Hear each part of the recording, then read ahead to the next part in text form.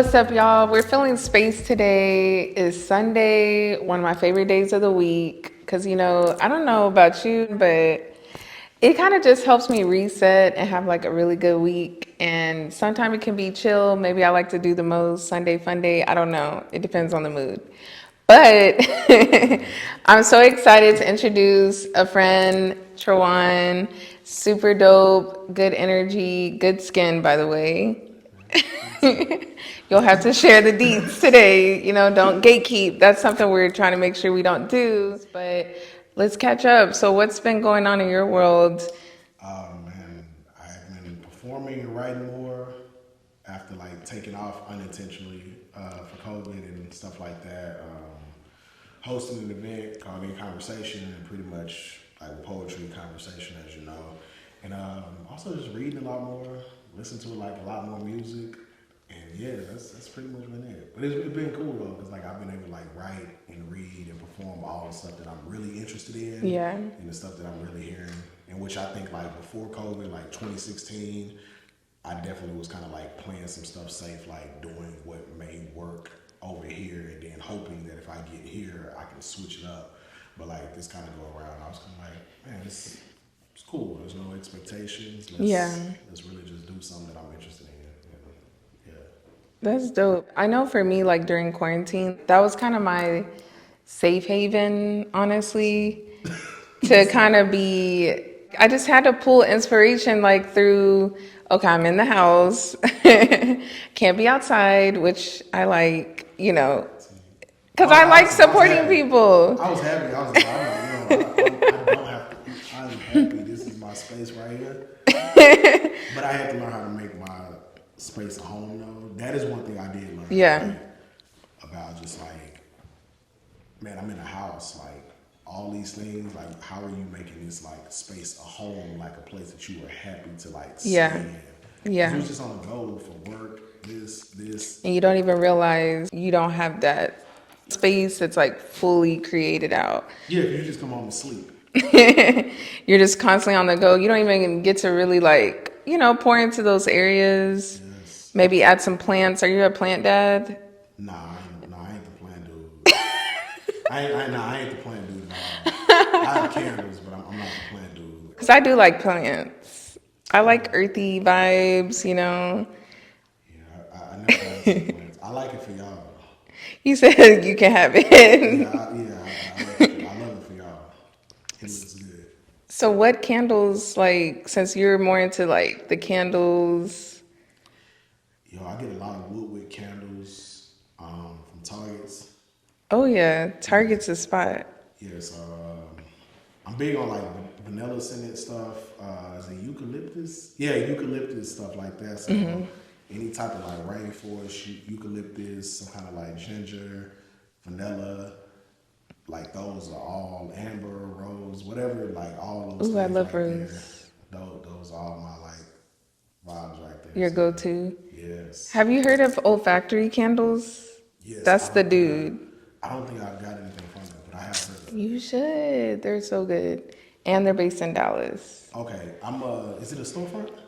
Not yet. Okay, so Not I yet. have an impatience with online purchasing. I don't like to buy things online, but I have to. But I don't like to buy It's things part of online. convenience these Yeah, days. that's the convenient. It's like going to the store and just being able to pick it up. That's what it is. Yeah. I got you. So during quarantine, that was like your way of like getting into being creative with your spoken word. Oh, absolutely not. No, that was just my moment of it was feeling like not pressure to be out. Yeah. Like I think actually no, I actually didn't. I actually wasn't really writing during quarantine at all. For real? Actually. No. I was more so. I was probably more doing photography. That's actually why I picked up photography. Oh. Because I had been shooting beforehand on my phone, but like being in the house, it was just like still images. That's why I actually picked that up from more.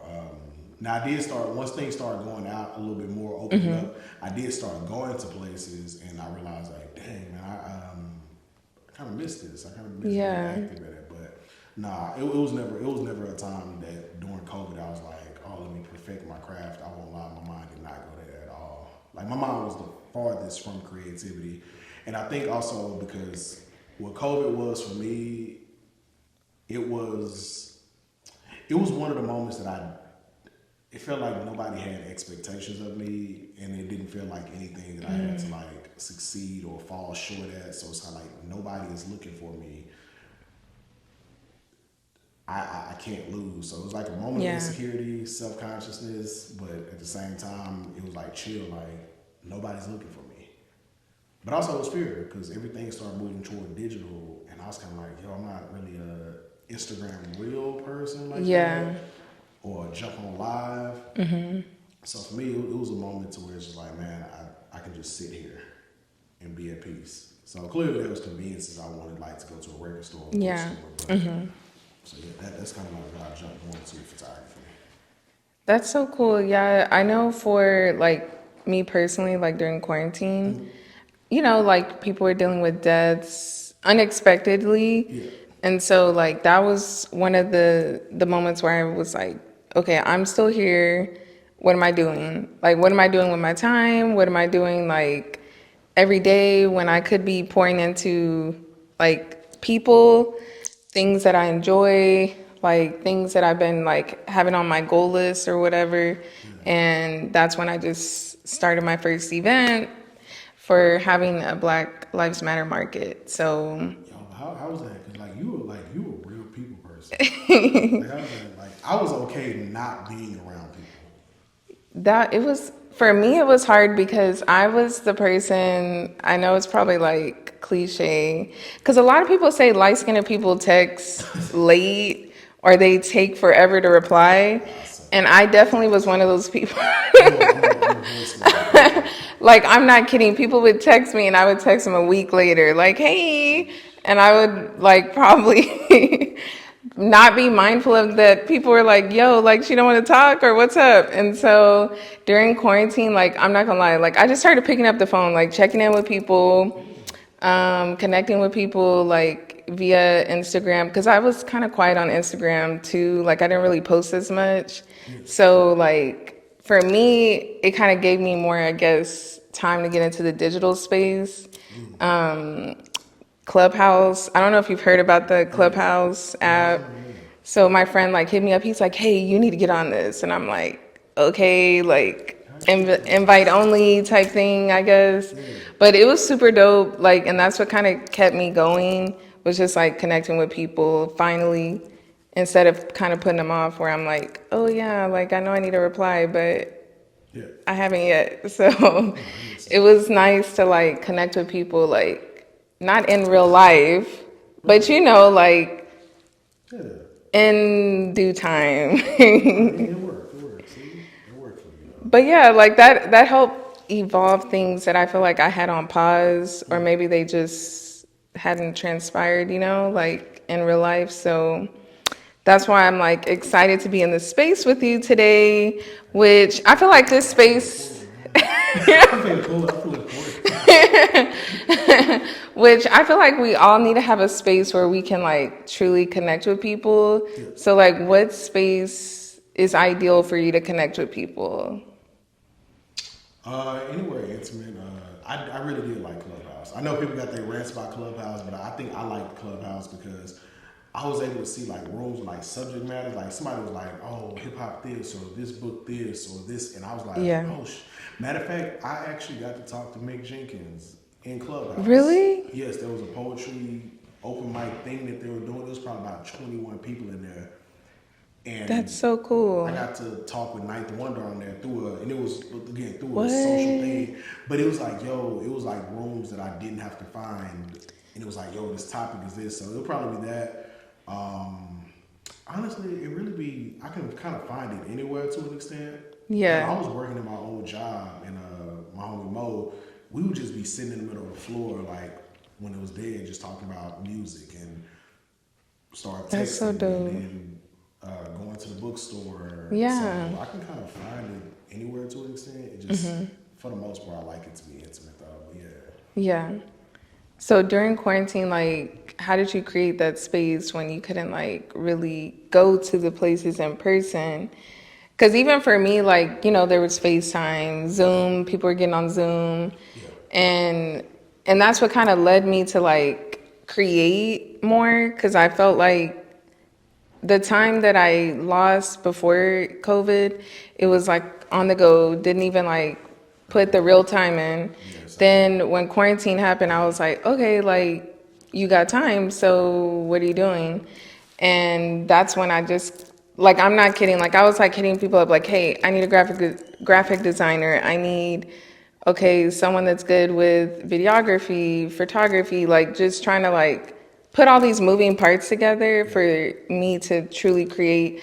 I put a website together on my own, which I was like, I don't even know what I'm doing. But it's just for me, I was like, I have the time to learn or connect with people that do know possibly more than I do.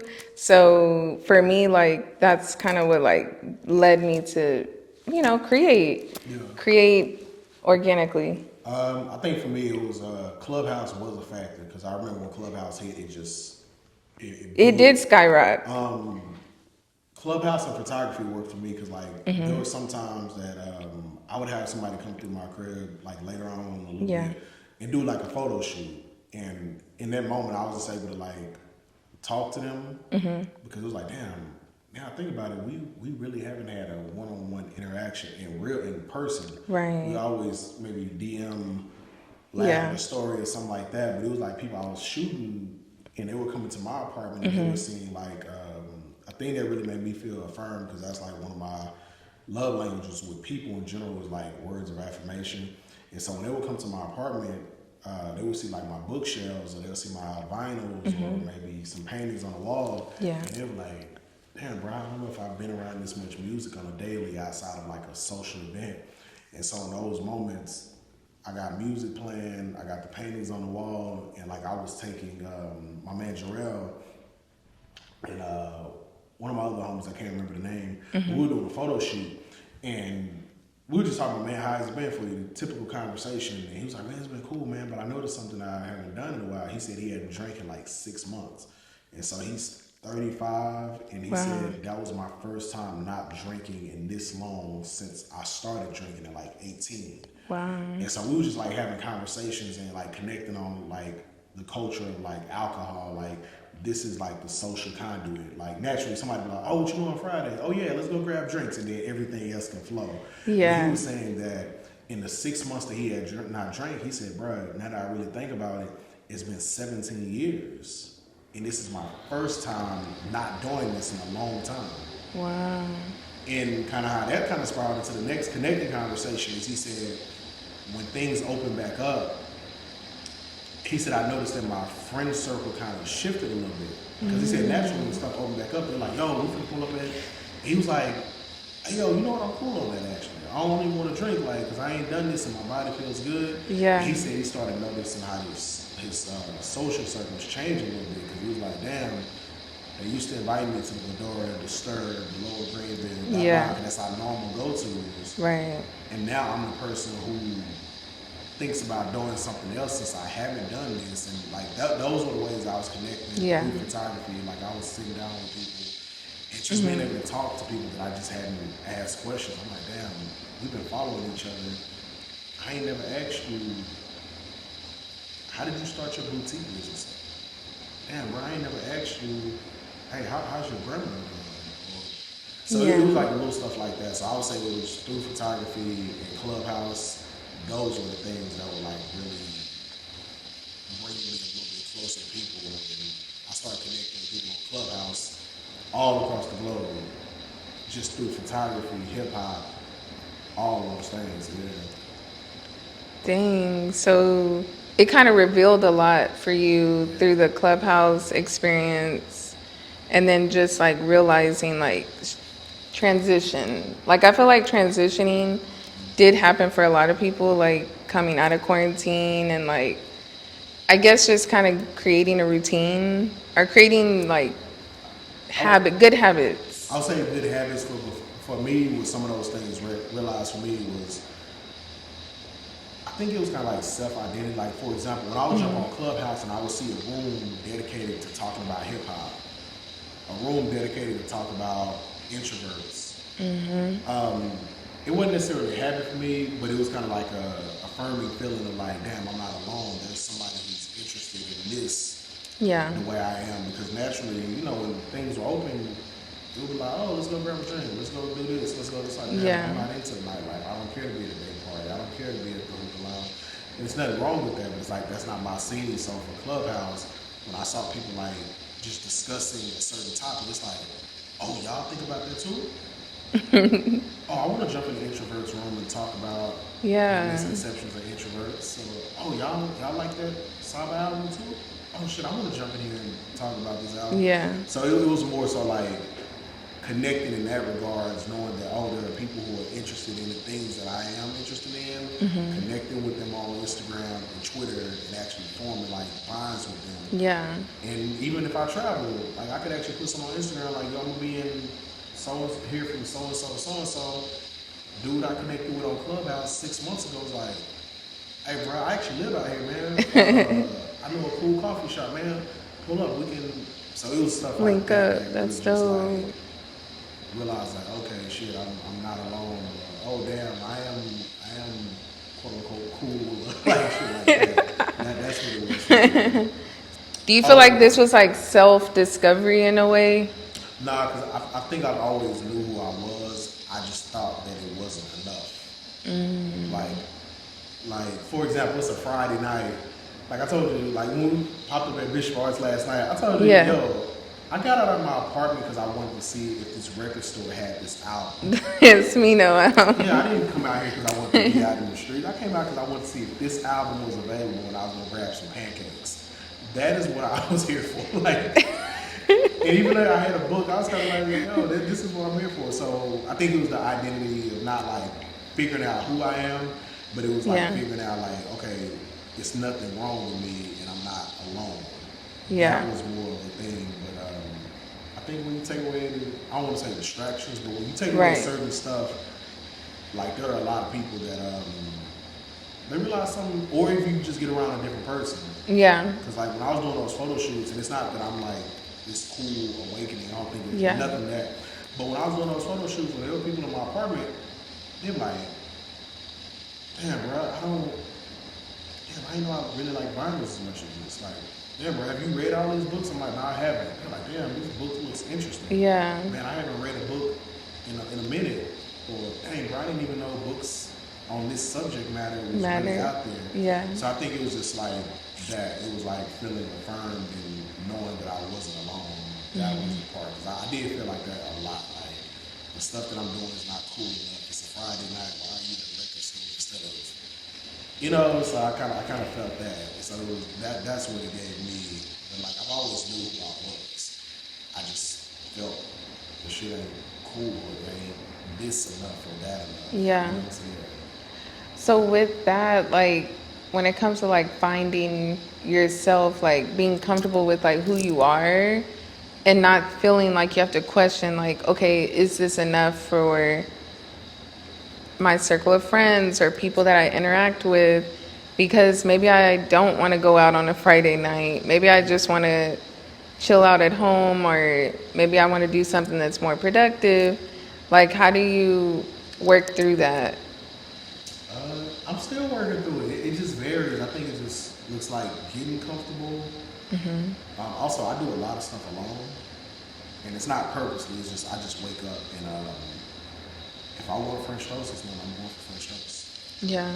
I don't think about calling somebody and say, "Hey, y'all want to link up?" Like I just go do it. But yeah, it varies. It kind of varies. But I think also it looked like being a little bit more vocal on social media about my likes, but mostly being comfortable with myself. Like I really had to really be like, "Hey, this is what you like. You don't like this. This is what you do. Right. You don't do this, and it's okay." Yeah. And that don't mean that this is more than this, and that don't mean this is less than this. So it was between reading and just sitting with myself. And I think that's what COVID did for me. I didn't have nobody out there. Like, it was like, no, you have to be here. So you don't have nobody pulling or tugging and saying, do this, do this.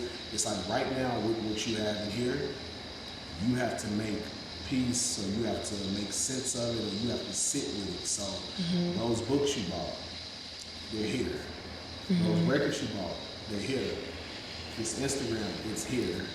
There's no work distracting you. There's no club. Everything is right here. How much do you really Yeah.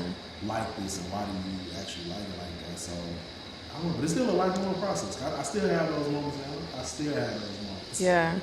I still have them. Yeah, I feel like I had that moment during quarantine. My friend, like, we were on the phone and he kind of asked me, what's holding you back from like really doing what you want to do? And it kind of gave me this like thought back on the time where I was like super fearless. Like, I didn't let fear and doubt get in the way. But it was like around the time in my life where I like knew who I was, self-identity and everything. But I don't know, like as you grow up and just like understanding more about yourself, I was like, dang, like I don't even know where that mindset went. Because I feel like at the time where I was fearless, I was like, oh yeah, no one can stop me. I'm about to do X, Y, and Z. I'm about to have all these different like moves happening for myself because this is something that I feel like I can do. But then like I kind of lost it, and then I got in a fearful place, and then I just started like kind of moving hesitant, doubting. And I told him, I was like, I had to change my mindset. And then I think it was just like priorities, you know, being in an unhealthy relationships and not really pouring into myself. And so I feel like that had to do with Actually it. feels age. You know how like sometimes when you're in a space like say high school, where everybody's kind of on the same track because it's like you're in high Yeah. school, you're Right. all trying to graduate. Versus when you become an adult, and maybe not early adulthood, but Yeah. like later toward the 30s ish, you start being around people and you start to kind of think like maybe when I'm going towards stuff, is it not big enough? You know, like Yeah. I was about to actually ask, like, has the idea of like comparison in an age ever has it ever been Yeah. a thing? It was like freshman year of college. Oh, that's when it kicked in. And yeah, Okay. because a professor was like, okay, like break up in groups, write down your hobbies or like what are you super good at. Like I didn't know what to write, like, and I felt so embarrassed. So I just felt like it was a big question mark Yeah. for me personally. And so that was kind of the time in my life where I was like trying to gain self like confidence and like what do I like, what do I enjoy, and my spirituality as well, and just not allowing myself to be pulled away from that because I really was, because I was in a unhealthy relationship. So it kind of pulled me out of, you know, pouring into myself. But I would say like I think I was entering, I think I was 19 at that time. So I was trying to put all the puzzle pieces together. I'm like Not, drama queen trying to figure things out every day. You're Mr. Wise over here.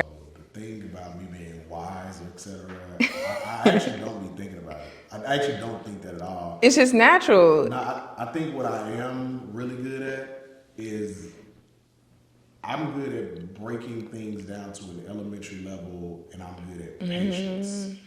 That is what I'm good at. I'm good at being observant, patient, and breaking things down to an elementary level. I tell people I'm not the smartest. I'm not any expert at anything. Uh, Hell, I got suspended from college. I left college with a 1.9 GPA. Like academics, I don't believe I'm shit there. No, I think what I do really well is think and be patient. That is what I do really well. And again, just like observe certain things. Like this might be like a little off. Like it was a situation with what was when my man was talking about the alcohol, he was sitting there. He was like, man, he was like really thinking like, damn, it really hurt me because like them are my people. Like, why can't I hang? I was like, nah, bro, it's because y'all. I would never say that those are not his real friends. Yeah. What I will say is, I think like many people, y'all probably bonded over a thing. That is a Yeah. thing. Like I think a lot of people say with alcohol, I think a lot of people, they're not real friends. It's just y'all happen to be in a certain environment because, again, alcohol is like a social conduit. You Yeah, can bring the best of anybody together if a good drink is there, that's especially if true. they ain't got to Yeah. pay for it. Like, I know people who, that is how their relationship go. Oh, y'all got bottomless mimosas? Like, and what I was saying when I was sitting with him, like, I was good at, like, breaking it down and just saying, like, no, I think this is a social conduit. So y'all kind of created a bond, but, like, when you strip this thing out of there, Yeah. everything kind of crumbles apart. So I do read Yeah. and just think a lot, though, and just, like, look at a lot of stuff from, like, a lot of different perspectives. And I've always been a person who just looked at something and be like, why is that? Even with masculinity, because that's where I kind of like been for like the last 5 or 6 years. Just challenging certain stuff, questioning certain stuff with myself, with other people, exploring like how that's harmful, how that's not harmful, how that's like complex, and so yeah, I don't know. I think I just question and read a lot and just observe a lot, like, Yeah. and just like, all right, cool, like, so yeah. I need some of your patience. I don't think I got it. I feel like I pray on that a lot, but Nah, I think with my patients, because I've seen a lot of stuff and been around a lot of just heavy violence growing up, and we're not even talking about like neighborhood. We're talking like just in the interactions that I've been around, and I realize yeah. I've never been a violent person. I do know that I have rage inside of me, but I've never been like that person. And I think like seeing it from like early as 4 years old and repeatedly seeing it week after week and day after day and year after year, I've always realized, I don't know, I didn't like it. I didn't know how to question it Yeah. or any of those things. And then when I got older, I remember this book by Bell Hooks, somebody gave it to me, and it was called "We Real Cool" on Black Men and Masculinity. And I've always watched people too. Like, I don't know if you ever noticed this, but like, you ever notice that when like somebody gets really angry, how their breathing changes? Like, and I think my dad always told me something. He's like, "Hey man, just slow down, just breathe." And if you ever Yeah. see a person who's yelling and like, and somebody like, "Yo, calm down," and when your breathing is off, that Yeah. adrenaline is really up, you can't even, like, you're not even focused. Like, you don't see this right here. You're just all over the place. But if Yeah. you ever see the person over there who's kind of like, they're really calm. They're like observing thing, and I don't think that they're any better. But I do think in this specific instance, due to how mindful and patient they are and how calm they are, they're able to assess things in a whole different manner versus a person who's like really angry and on 10. Because all they're looking at is like everything is a target. And Yeah. those people, they're usually the person to hit somebody in the crossfire. And so I don't know, I think it was a book that really did help me. We Real Cool, and this is this other book by this dude named Jason Wilson from Detroit, and it's called like Cry Like a Man. And I just felt like people was missing like a lot of patience and a lot of like empathy and compassion, and also I know myself. I know that if I'm pushed to that point, I know what I'm gonna do. And truth be told, I got too much to lose, and I realize I can't afford to lose that shit either. Cause I ain't gonna lie, I ain't got no bail money. So if I flip out, I ain't got no bail money, man. Like, so that's a whole nother thing. But I don't know, but anger and like patience, it also kind of went into masculinity too. Cause like Yeah. sometimes as men growing up, like you kind of taught like patience, gentleness. There's no place for that. It's you a man. You attack it head on. You got to be ready to fight. You got to be ready to defend. You got to be ready to provide and protect. And it's kind of like, hey, what if I'm scared? What if I'm uncertain right now? And that kind of like, what if I don't have it together? What if I'm not a leader? And so with the patience, it kind of taught me to kind of like dial back and really realize like, I think that patience can apply in many situations, whether it be a confrontation, an opportunity. We was talking about photography, and I realized patience and sitting helped me realize, you know what, actually, I don't want to shoot events.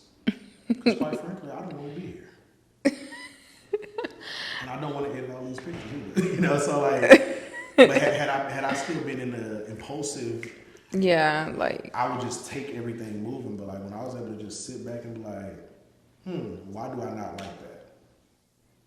Okay, I don't care for this thing. And this looks like now I can open up an opportunity for somebody who might really be interested in that if I like take myself out of that. So yeah. I don't know, it's been like a multitude of things. And starting my day off with music has been those things too, yeah. What's on the playlist right now? Depending on where I'm at. Like if I'm at the house, if I'm waking up, I gotta have some calm. Cause so I probably have like the Cleo Souls. I love Cleo Yeah, the Soul. Mother album's hard. Yes. It's this song that called Build Me Up. It's like I love that song. The second half of that, it's like, yo. Like, so yeah, Cleo Soul, Little Sims. I love her. Of course, Crit, yo, it's a girl about Dochi. I think her name is Dochi. She's with TDE. So yeah, but in the morning, that's the need to make it too. Like in the morning, you gotta kind of start your morning right. But if I'm in the car, it varies because it's gonna go back to Smino, but it might go to Meg too. But it also might go to Rhapsody, and it might go to Jay, and You should sprinkle in a little, I want to say Thundercat. I like Thundercat. I love Thundercat. He's such a vibe. You know what? I like his features and what he contributes to other people more than I like his. Then his solo solo project. Yeah, he kind of had, well, not all the way. He kind of has the what's the dude name? He kind of has a Ty Dolla $ign effect to me to an extent. Really? Yeah, because he has a thing too. It's like when you hear Oh, so you think he's like he's Mr. Preacher guy? Basically, like. No, he's not. That's why I said to an extent. He's not to an that extent. far. I can listen to his album and be good, but when he does contribute, when he walks into other people's world, like I heard him on Her's album, I heard him on Kendrick's The Pimp a Butterfly. Oh yeah. Not Robert Glasper, I think I couldn't remember. But yeah, it's just like when he's able to contribute, it's like, dang, I really like this. So I like his contributions more than his solo album. Mm-hmm. But the solos are not bad at all. It's just Yeah. I really like you. You prefer this sound I think he does versus that really well, so yeah.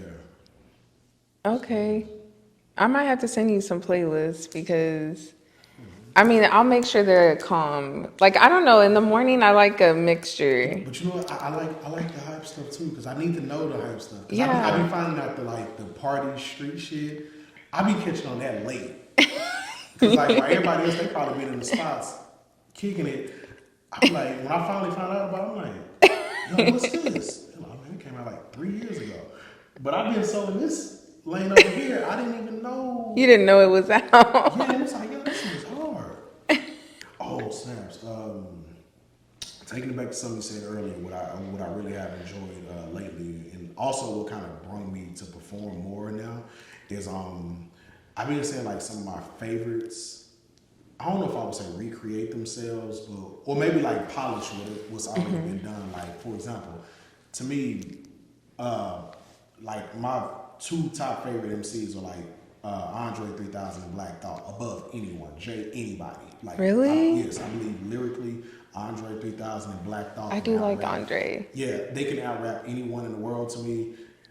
Catalog sales, that's a whole different discussion, but on a lyricist skill, Andre 3000 and Black Thought, Lupe Fiasco, I am of the belief they will out rap anyone. And I think what's so cool about it with Black Thought, I ain't gonna lie, I'm not gonna put him up here yet, but he's in conversation. JID is nice.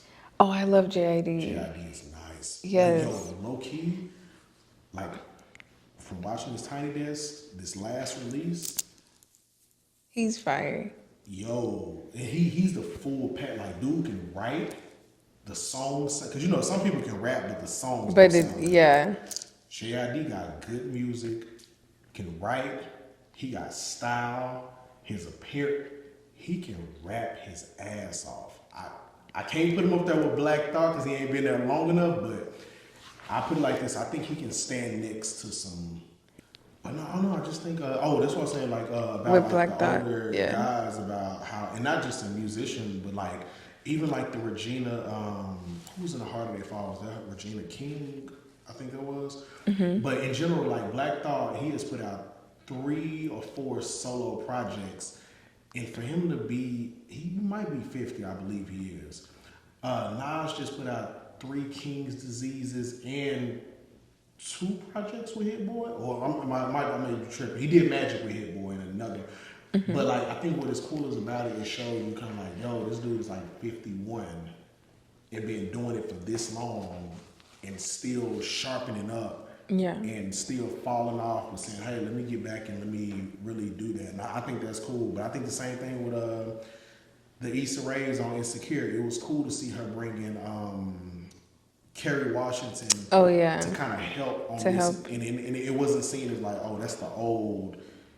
But it was still kind of cool to see those people who were a bit more seasoned say, hey, let me step out here. Yeah. Because even when I go on the poetry scene, it's some younger guys who chronically outwrite me, Yeah. outperform me, out social media.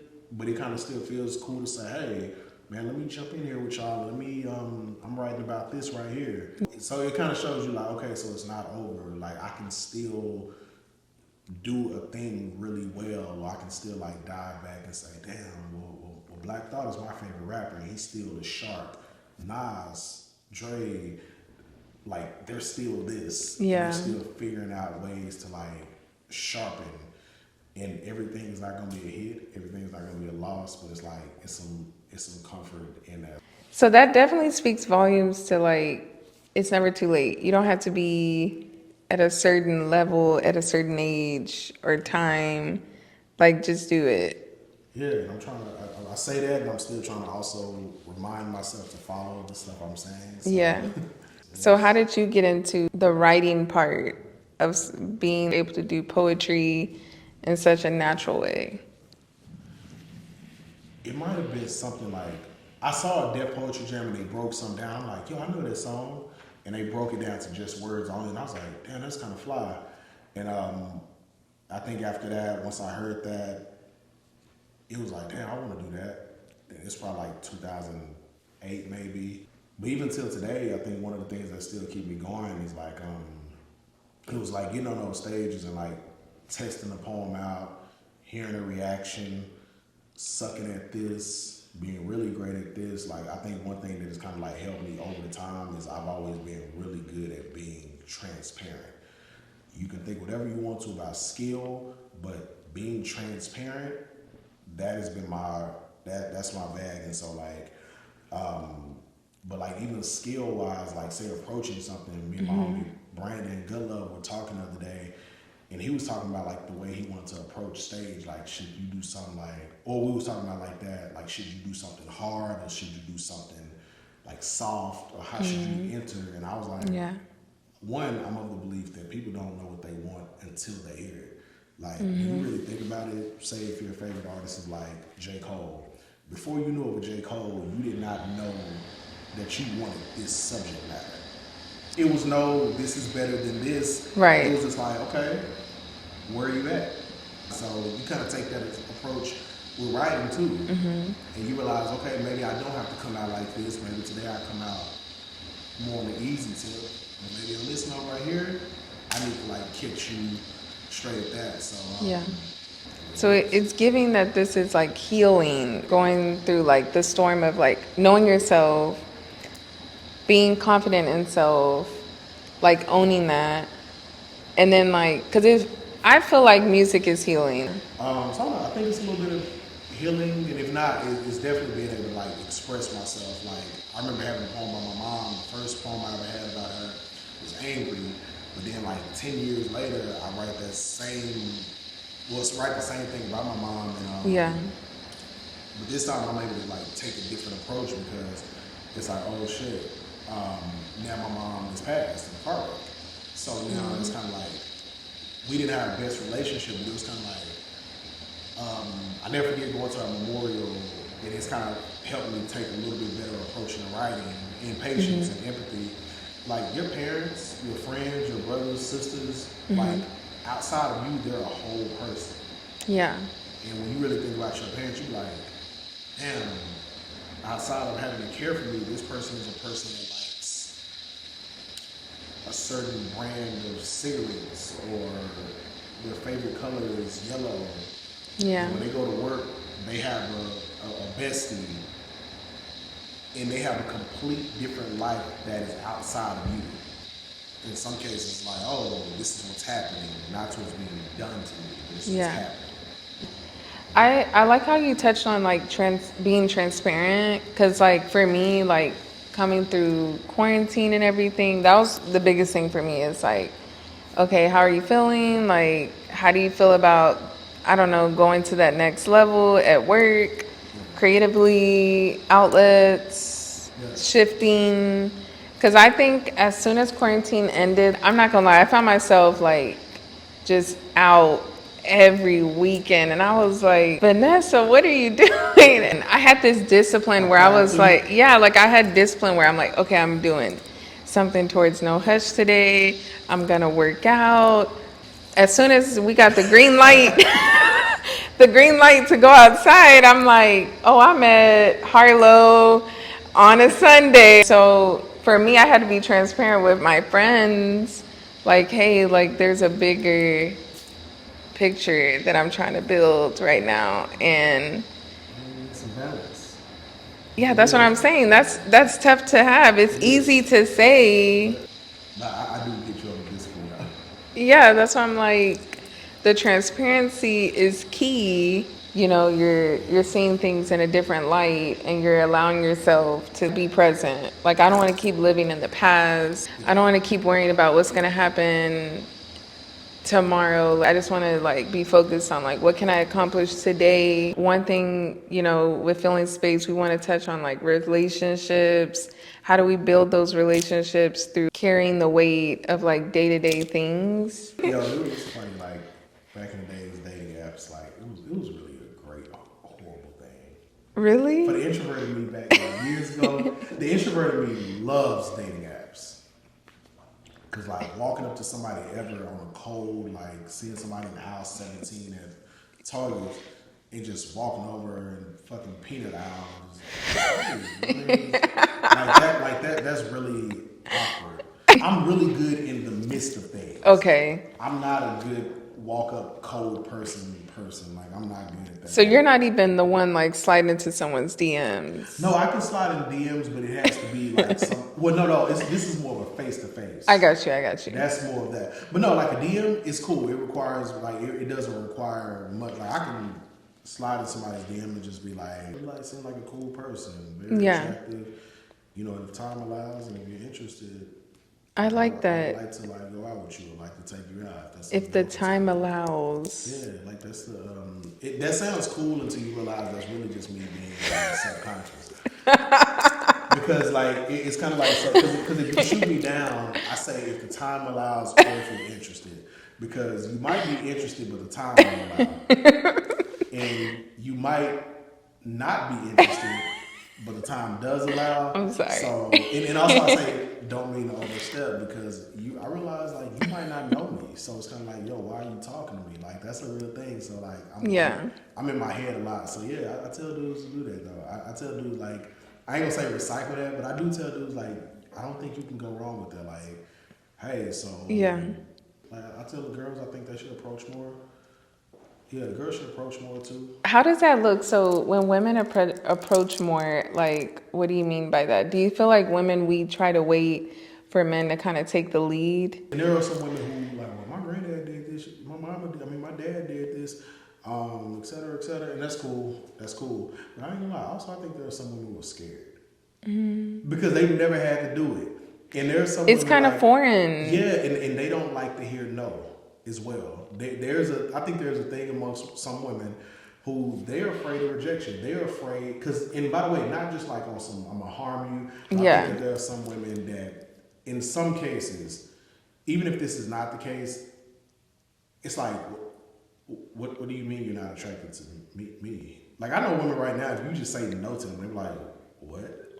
Also, when it comes to like approaching a guy, they like girls online. You see Twitter like, yo, I approached this dude, and he left me on red. He said no. They were like, I'm never doing this. But see, It'd be hilarious, but I'm not lying, and I know this might be very awkward. But I'm okay with this. Listen, one thing you will learn. There are a lot of men who like initiation because there's something about there's something about sitting here and rather it be a compliment, rather it be some woman like texting me and just saying, "Hey, you really look really. Hey, do you mind if I would like to see you today, or do you Yeah. mind?" Like it's something about being pursued in some form of fashion. It's something about knowing that you're thought of. Yeah. And I think there are a lot of men who actually like that, those kind of things. You And know? appreciate it. Some dudes be on a power trip, and then some dudes they just be playing it a little too cool. But you've also kind of been told like, man, you can't look too heavy. Nah, bro, you don't wanna hit her up too But early. 'Cause why? listen, that's kind of what you're taught. Like you're taught. It Like, needs to be like like censorship. eliminated. Like I feel like it's hurting the culture of dating. I agree. But I'm hoping, with your events that you're continuing to put on, you help pour into men like on a point that I feel like is needed for men of color, Yeah.